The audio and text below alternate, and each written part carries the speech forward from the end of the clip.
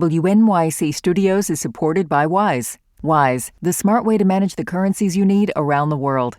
With the Wise account, you can send, spend, and receive in up to 40 currencies with only a few simple taps. Be smart. Get Wise. Download the Wise app today. Terms and conditions apply.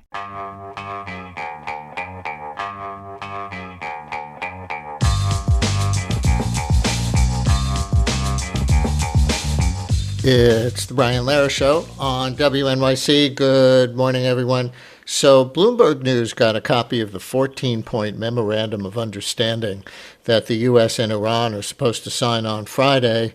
Apparently Reuters has one too, and it's a little bit different. But the way Bloomberg has it, it includes reopening the Strait of Hormuz, a lot of money flowing to Iran, both versions have that, and what the language calls a permanent end to the war on all fronts, including Lebanon. Now, on money flowing to Iran, here's a semantic difference you may find curious. Bloomberg reports that, quote, Trump had earlier denied that the U.S. would pay Iran $300 billion. The draft says only that the U.S. and its partners would ensure financing of that amount, unquote. Maybe our guest, David Sanger from the New York Times, will be able to explain the difference between payment and financing. And maybe he'll be able to explain another difference that the Times itself reported this week. Iran won't charge tolls to use the Strait of Hormuz, but they may start charging fees. Tolls, no, but fees, yes. We'll see if David can explain. Also, the nuclear weapons issue is definitely not resolved in this text. The agreement is just that the talks would now begin on that for 60 days. The Wall Street Journal editorial page, which notes up top that they've been largely supportive of the war, asks, quote, if the regime won't agree to dismantle its nuclear program now, why would it do so after weeks of oil exports and other relief? The Wall Street Journal editorial is called Trump Stages an Iran Retreat.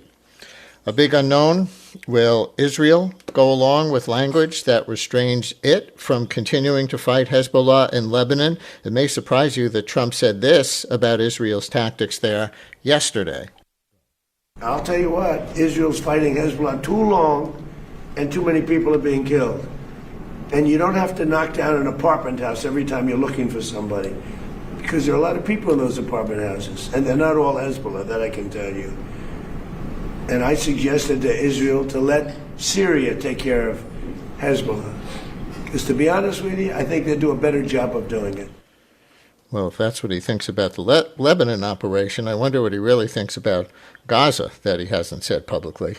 Another Bloomberg News headline says, Trump-Iran nuclear deal risks falling short of Obama deal. That's very similar to one in the New York Times yesterday. Obama's nuclear deal looms over Trump's Iran negotiations. The author of that article joins us now, David Sanger, White House and national security correspondent for the New York Times and author of books including New Cold Wars, China's Rise, Russia's Invasion, and America's Struggle to Save the West, on the reemergence of superpower conflict, published in 2024. David, always good of you to join us from time to time. Welcome back to WNYC. Great to be back with you, Brian.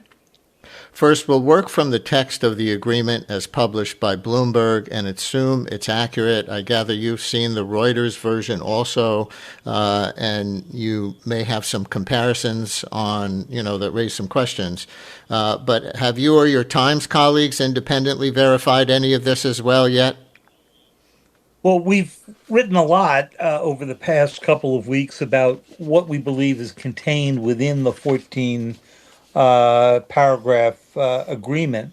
There are some differences between the Bloomberg version, the Reuters versions, and several others that have been floating around. My email box is overflowing with slightly different versions of the document, some of which may not be fakes. They may just be earlier versions before they actually electronically signed the agreement on Sunday. I'm right. also working from descriptions of it from people who were involved in its drafting. And I would say, the most important thing to know about this agreement is that it's not much of an agreement. It reopens the Strait of Hormuz, but the strait wasn't closed when the war started. It's a good thing to get the strait up and running again, but that largely returns things to the status quo, and it's not even clear that it fully does that. And then it doesn't even begin to deal with the nuclear issues that the Obama administration struggled with in 18 months of negotiations, starting in 2014 through 2015. I think, Brian, you and I talked during those because I was covering those Absolutely. around the world, and it's a long, complex document, and that's what the administration is headed into now. And that's why I said that the Obama document looms over what Trump is doing, and you see see President Trump trash talking either that agreement or today President Obama himself in every time this topic Yes. comes up. Well, well, let's go through some of these points as reported by Bloomberg, as quoted by Bloomberg, because there are multiple big deal items here, and I think our listeners will find it really interesting to hear some of this language as published. So, point number one includes an immediate and permanent end to the war on all fronts, including Lebanon, and undertake that from now on they will not launch any, meaning the U.S. and Iran or all the parties, will not launch any hostile action against each other and will refrain from the threat or use of force against each other. So, how do you understand the term permanent? The word permanent. How can it be a permanent end of the war on all fronts if they haven't resolved the biggest issue, which is the nuclear program? Right. I mean, it can't be. Permanent's a very long time. Threats, the president made one about Iran today when he told the G7 in Europe a few hours ago that if he doesn't like the way this agreement is working out, or if there is no follow on agreement, he could resume bombing Right. I've them. got the quote here: Trump on Iran deal. If I don't like it, we'll go back to shooting. So he's already broken the agreement because it's supposed to include no threats. That's right. Uh, and frankly, the only thing that matters here in a strategic sense to the United States is how they resolve the nuclear issues. Now, the Lebanon reference that you read is interesting because obviously the United States is not a combatant in the war between Israel and Hezbollah taking place on Lebanese soil. But Israel was not a participant in these negotiations. And in fact, if anything, Prime Minister Netanyahu was trying to undermine this negotiation for fear it would tie his hands. So the Israeli question is, how are they expected to comply with a agreement that they didn't even participate in negotiating? What's the best answer to that question as far as you can tell now, since the language does say, including Lebanon? The best I can come to is that President Trump said to Prime Minister Netanyahu, "This is what the Iranians demand. They want a broad ceasefire, not just one with the United States, and I decided to give it to them, and you're going to have to go along," which might explain, it's not the sole explanation, but might explain some of the extremely tough language back and forth that we've heard between the US and Israel publicly, and what we're told is far more vivid language, words I'm not allowed to say on WNYC, Hmm. that took place between President Trump and Prime Minister Netanyahu. And you know, You the can, president said to me, as you read, the president called me on Sunday night yeah. to spend about a half an hour talking through the agreement, and he said to me, you know, about Netanyahu, he's a very tough guy, and you know, acknowledged that there was nothing here that Netanyahu particularly approved of. Why did he call you? What can you tell us about that? You know, you'd have to ask him why he called me, but my assumption is he cares about what gets published in the New York Times on these topics. I've written on the Iran nuclear program, the U.S. efforts to sabotage it back in the Bush and Obama administrations, the diplomacy around it during the Obama first Trump term and Biden administration. So I think he felt it was important that he make his points to me. Now, staying on the Iran point, on the Lebanon point, with respect to Israeli security, what about Hezbollah? It's an Iranian proxy group. This language that I read in point number one said permanent end to the war on all fronts, including Lebanon. Would Mhm. this agreement bind Hezbollah to stop attacking Israel from Lebanon? Well, Hezbollah is not a signatory to it either. But the administration's assumption is that Hezbollah would not do anything without permission of the Iranians. I'm not sure that's a correct assumption, but that is the assumption. And of course, if Hezbollah attacked Israel, then Israel could attack back under a theory of self defense and say, we're not violating the agreement.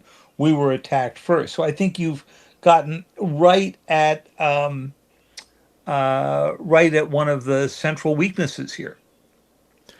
Listener writes in a text, and that listener already knows our phone number, so let me make sure everybody else has it for your questions and reactions, which are welcome on the apparent draft of the U.S. Iran ceasefire agreement as released by Bloomberg News and as inspected and compared with other information that he's getting by David Sanger from the New York Times. 212 433 WNYC, 212 433 9692. Call or text. Since you mentioned that phone call from Trump to you on Sunday, as this was, I guess, being finalized, I guess a listener heard something that he wants you to confirm or refute. Listener writes, did Trump really tell David Sanger that the U.S. would offer Iran policing in exchange for 20% of their oil revenues? He didn't really say that, did he? Asked the listener. Is there anything like that? He said that if the Iranians violated the agreement and the United States needed to come in to be the policeman of the Middle East, then the U.S. would do so in return for 20% of the revenues of the entire region. So I took that to be, though I didn't press him on it, largely the oil revenues.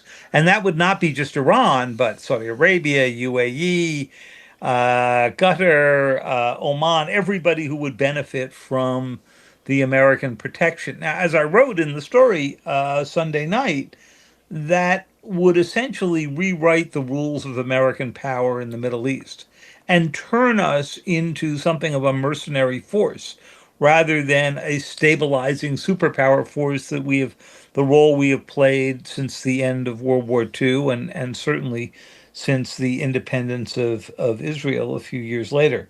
So uh, he did not say anything about going in to protect Iran. Quite the contrary. This would be if Iran didn't go along with the rest of the agreement. Another listener writes, Israel should be expected to comply the same way Palestinians were expected to comply with the Abraham Accords, which they had no part in.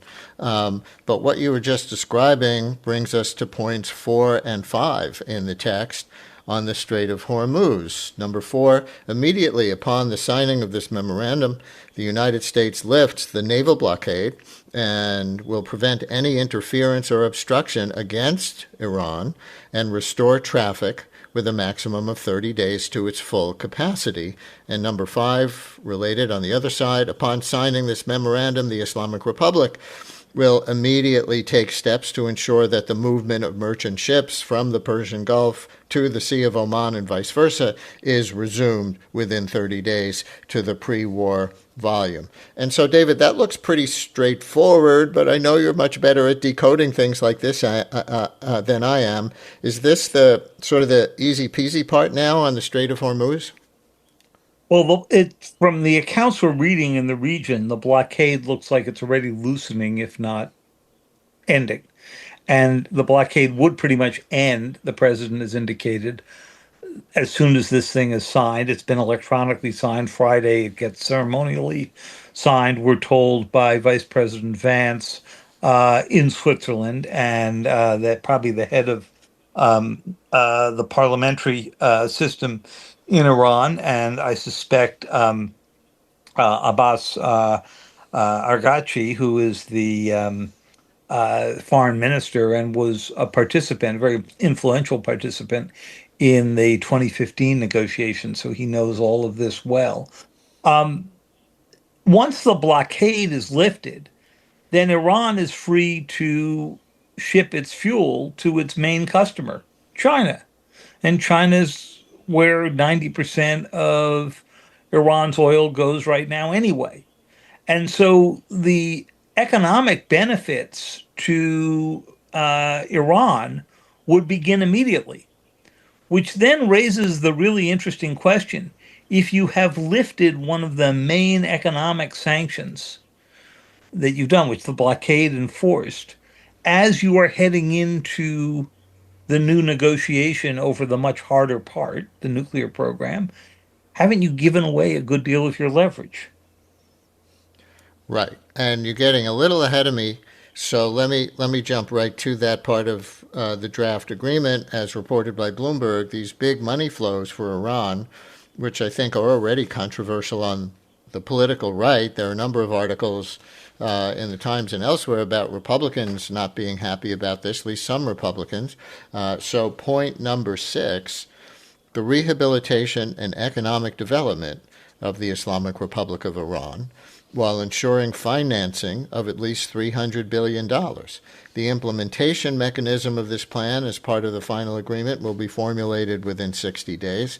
And then related number 11 says the United States undertakes that in light of the progress of negotiations toward a final agreement, frozen or restricted funds and assets of the Islamic Republic of Iran will be released and made fully available. Now, David, maybe this is where your article about the Obama-Iran deal looming over Trump's negotiations comes in explicitly. Didn't Trump withdraw from the Obama agreement largely because it released money to Iran so much that Trump said Iran could use it toward funding Hezbollah and other proxy military groups?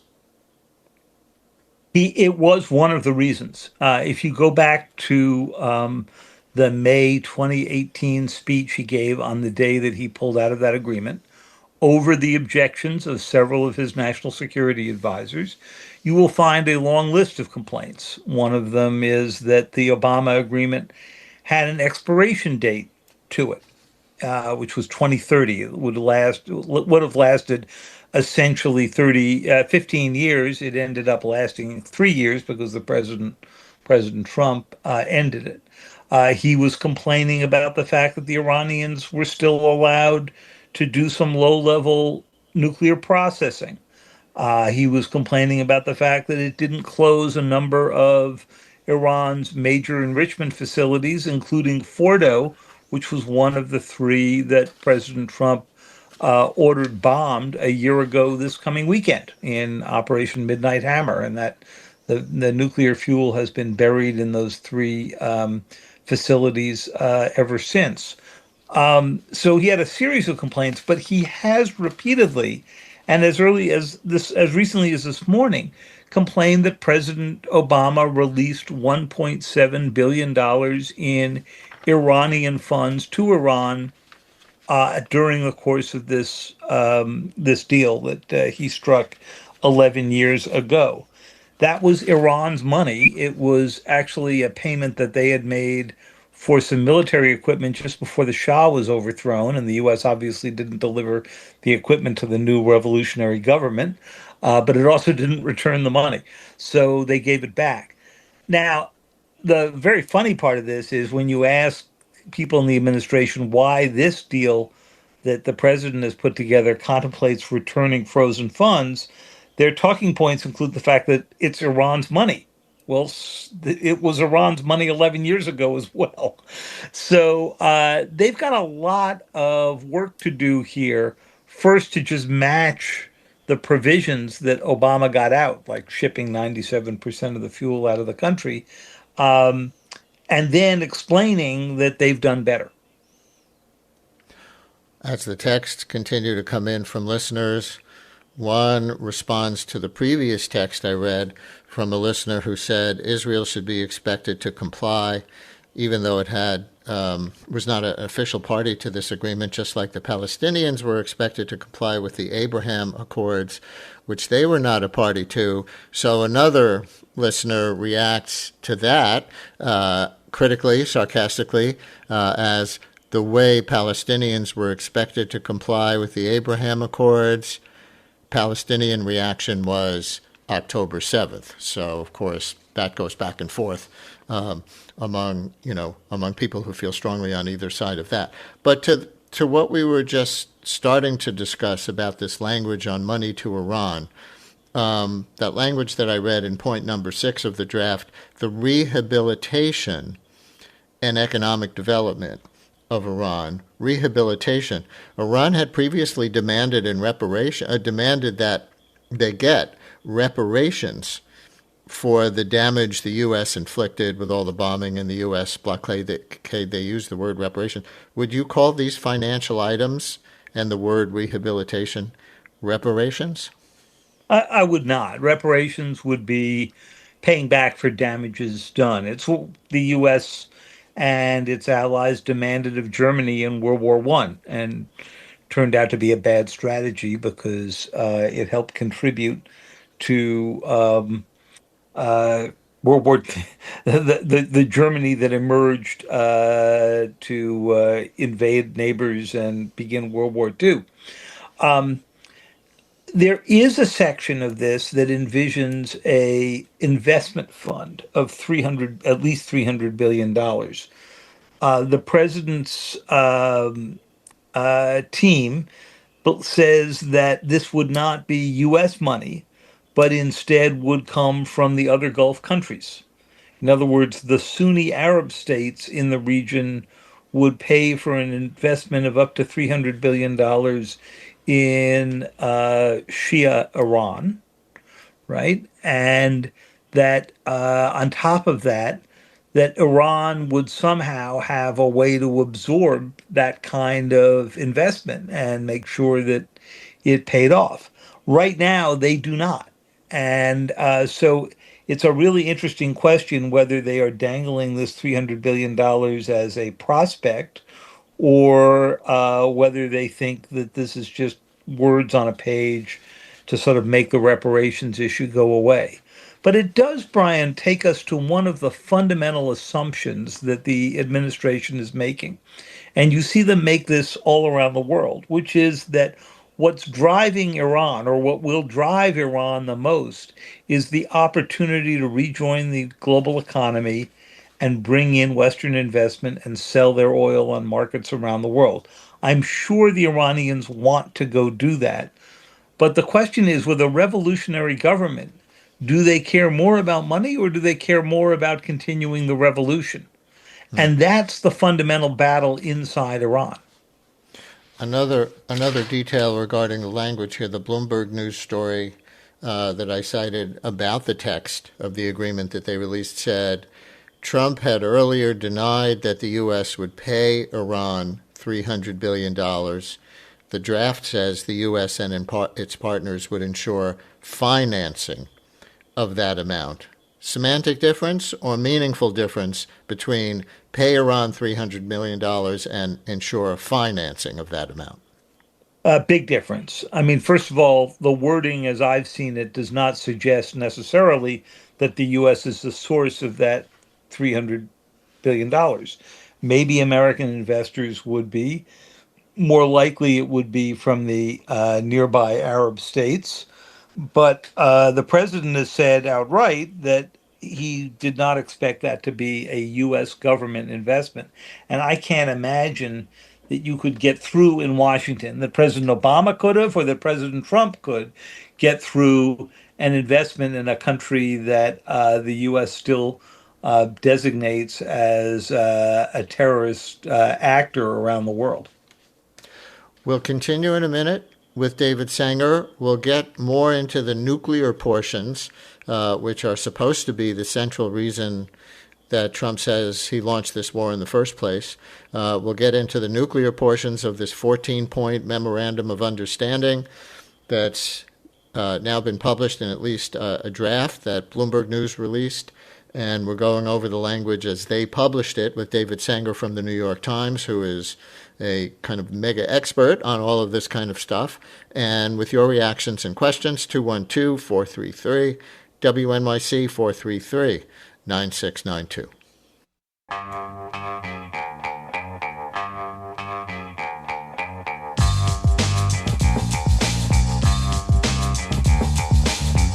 Brian Lehrer on WNYC. We're talking about the draft of the U.S.-Iran ceasefire agreement as released by Bloomberg News, apparently to be signed on Friday, with David Sanger from the New York Times.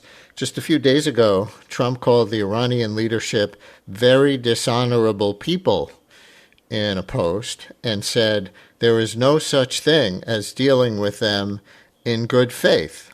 Yesterday, he said this. And I think Iran has rational leadership now. So, dishonorable people on Friday, rational leadership yesterday. David, is that reversal on a basic characterization of Iran's leaders just, like part of what people say during versus after negotiating something? Or would you hear it a different way?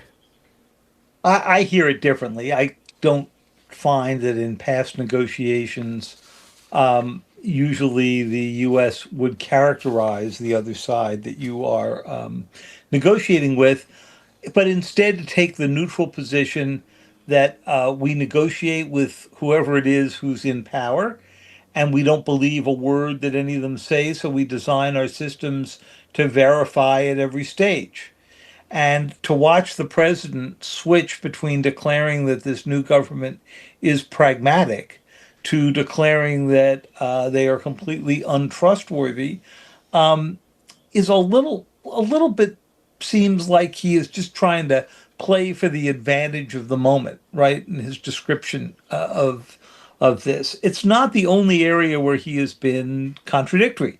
When the war started, he said that the nuclear material posed an imminent threat. To me on the phone on Sunday, and again in other statements he made yesterday, he said, well, maybe we need to get it out eventually, but that's mostly for show. It's not very valuable. He sounded like he had no urgency about getting the nuclear material out of Iran. So, everything gets adjusted to what I think he believes is the most useful tone of the day. Before we get to the nuclear portions explicitly, on the $300 billion of financing for Iran, listener writes, why on earth would the Gulf and other Arab states pay into a $300 billion investment fund at the direction of the U.S. to a Shiite Iran after a war the U.S. started? They would only do it if they wanted to try to wrap Iran into a regional economic partnership that they think would make it all the more difficult for Iran to renew the conflict. What was one of the biggest surprises of this war in the past 3 months? It was Iran's willingness to reach out and using drones, missiles, bomb petrochemical plants, bomb desalination plants, bomb hotels, and so forth in the Arab neighborhood. And so the Arab states may well think that if there is going to be a peace agreement, the first thing they need to do is have a mix of assets there so that the Iranians didn't feel as if they were bombing an enemy's territory, but instead a partner's, and would have to bear some cost from that. Now to the nuclear weapons portion. The document is published by Bloomberg. This 14-point memorandum of understanding says in point number 8, the Islamic Republic of Iran reiterates that it will never produce nuclear weapons. Reiterates that it will never produce nuclear weapons. And the fate of enriched material and the fate of all other mutually agreed nuclear-related issues, including Iran's nuclear needs, will be adequately addressed in a final agreement. David, this is in your expertise wheelhouse for sure. You wrote a book about, nuclear weapons, nuclear politics. What exactly does that language mean or commit either side to? It does include that very explicit statement at the top. Iran reiterates that it will never produce nuclear weapons. Notice the word reiterates. The president makes it sound as if he extracted from Iran for the first time a commitment not to produce nuclear weapons. It's very good that this new government, led by the son of the now deceased, killed in the first day of the war, Ayatollah Khamenei, has signed up to this. But let's remember, Iran made that commitment when they ratified the Nuclear Nonproliferation Treaty, and that was in 1970. They made the commitment again on the first page of the Obama era accord signed in the summer of 2015. It's right there in black and white. So they didn't go beyond anything that they have said before, that committing that they would never build a nuclear weapon. Now, to part two, the negotiation that's coming, that document, as you just described it, assuming that paragraph stays the same, does not commit them necessarily to giving up their stockpile or necessarily to putting in place a moratorium of 15 to 20 years. The president has agreed to 20, but suggested to me he might even take 15 of a suspension of their future enrichment. It doesn't specify whether they will close all three of their major nuclear centers at Natanz, Fordo, and Isfahan, or the associated locations. It doesn't deal with what they would do with some new facilities that U.S. intelligence and others have found them to be building. And it doesn't tell you anything about how they would go dispose of the 11 tons of nuclear material they now have. So there's a lot left to negotiate. There's a reason the last agreement took a year and a half. Right. And I mentioned in the intro the Wall Street Journal editorial this morning, which asks, if the regime won't agree to dismantle its nuclear program now, why would it do so after weeks of oil exports and other relief? Is there a potential good answer to that question? No, it's basically the same thing that I had mentioned to you earlier, which is the president's got his maximum leverage now while the blockade is in place. And once that blockade goes away, I think the Iranians are going to feel, if anything, a little bit less pressure. They may, I mean, we don't know what the Iranian strategy is. And these are some new players here, several layers down below the older. They may conclude that they want to get the full money flowing. They want to get the 25 billion in frozen funds unfrozen and reach an agreement quickly. That's the argument the president made to me on Sunday. They may conclude they want to drag this thing out, Brian, right? That they just need to have a negotiation that goes on for 2 and 2.5 years while President Trump is still in office, and then let the next president pick it up. And in the meantime, all their nuclear material is sitting, if buried, under the rubble of those facilities in Iran. Or they may decide that the lesson of the past 3 months is that the president doesn't attack countries that already have a nuclear weapon. Thus, he did not attack or even threaten North Korea, which has 60 or more, but that he is willing to attack a country before it has nuclear weapons. And that's the big risk out here. Well, getting back to your article from yesterday on the Obama nuclear deal looming over Trump's negotiations, here's something Trump said about that yesterday. He refers to the Obama deal here by its initials, the JCPOA. The JCPOA, I watch these politicians, I watch a Senator Reid that nobody ever heard of the other day. Well, this deal is the same as the deal with Barack Obama. No, this deal is a wall to a nuclear weapon. His deal was a road to a nuclear weapon. My deal, they can't have a nuclear. They get blown up. If they have a nuclear weapon, they get blown up. In his deal, they were allowed to have a nuclear weapon. So, David, anything there you want to fact check? Yeah. First of all, as I noted before, they've made that commitment not to have a nuclear weapon before. Second, the Obama era deal, highly imperfect because it left facilities open, it did expire, it allowed the Iranian scientists to continue doing some nuclear work, did manage to ship out 97% of the fuel that Iran had in 2015 out of the country. and they kept to those levels until President Trump pulled out of the deal 3 years later. And only following that did they begin producing anew. So I'm not quite sure where he gets to the conclusion that under the Obama deal, they were on the road to a nuclear weapon. It seemed to me that they were constrained. Did they still have the knowledge? Yes, they still do today about how to go do it.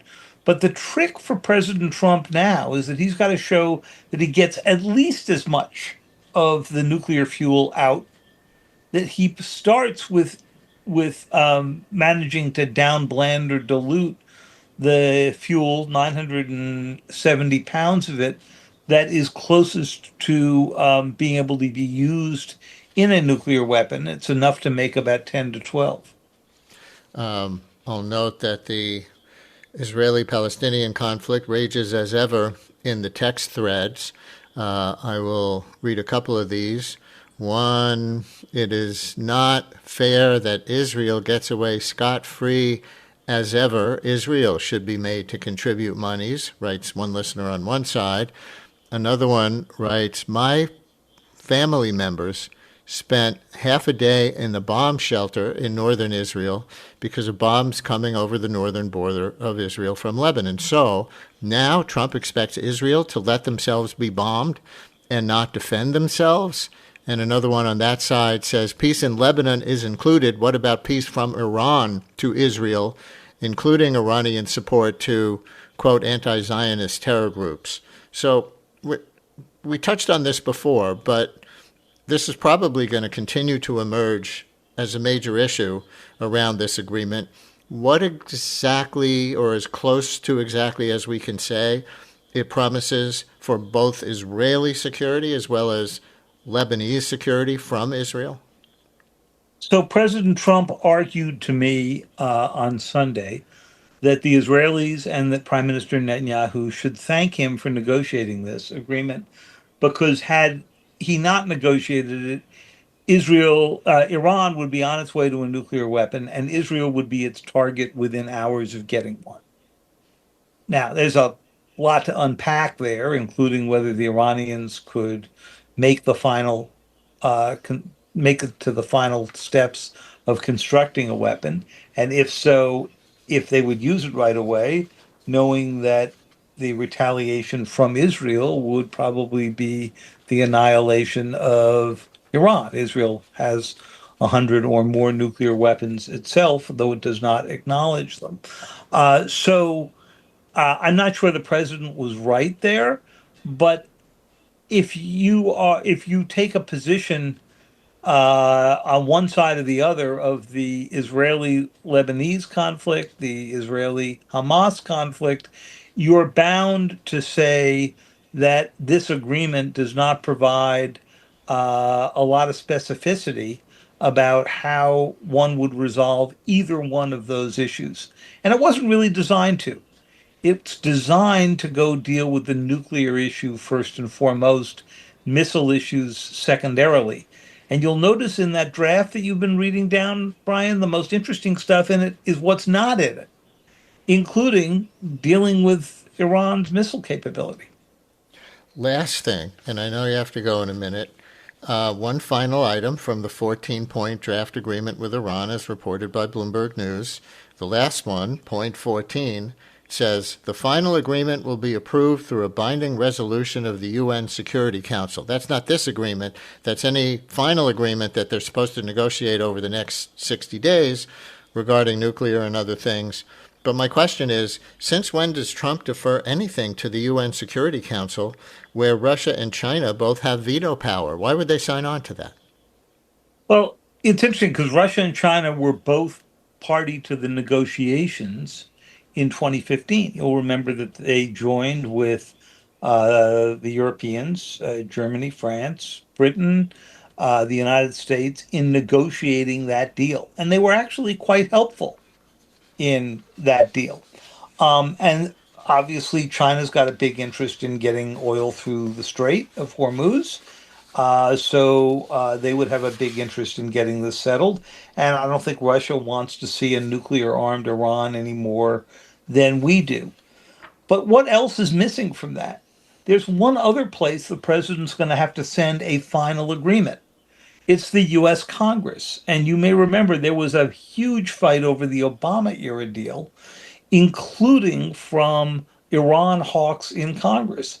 And I think President Trump runs the risk here that he could negotiate out that final deal. And if it's not good enough, he could lose the hawks in his own party on this. And that would be a really interesting split. You're already beginning to see that from some in Congress who have said that they are suspicious that this initial agreement isn't airtight enough. David Sanger, White House and national security correspondent for the New York Times and author of books including New Cold Wars, China's Rise, Russia's Invasion, and America's Struggle to Save the West, published in 2024, and his articles this week, including that the Obama nuclear deal looms over over Trump's Iran negotiations, and his very interesting one from Sunday about the president calling him on the phone and having a half-hour conversation with him, David Sanger, before the details of this agreement were released, maybe before they were finalized. David, thanks so much for your time today and your insights. We really appreciate it.